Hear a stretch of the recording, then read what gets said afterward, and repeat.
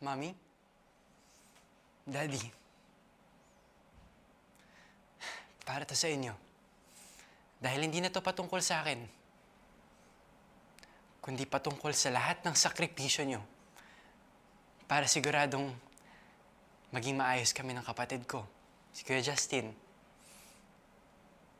Pero ang kwentong ito ay dinidedicate ko para sa'yo, Kuya Justin. Kuya! Mahal na mahal kita. Hindi ka nagkulang na ipakita sa akin ang tunay na pagmamahal ng kapatid. Na kahit na may special needs ka, ang laki ng sakripisyo mo sa kung nasan ako ngayon. Kaya lahat ng natatamasa ako, dahil yun sa'yo.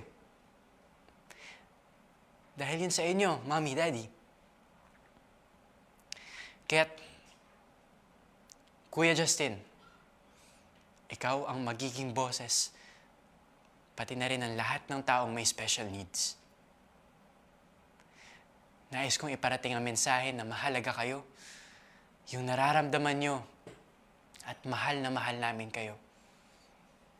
Hindi namin nahayaan na maging hadlang ang pagkakaroon ng special needs para makamit ang tunay na kasiyahan. Hindi kayo naiiba. Nakikita namin kayo. At deserve niyong makilala ng buong mundo. Dahil alam kong mabuti ang puso niyo. Mahal namin kayo. Mommy, Daddy, at ikaw, Kuya Justin. Maraming salamat.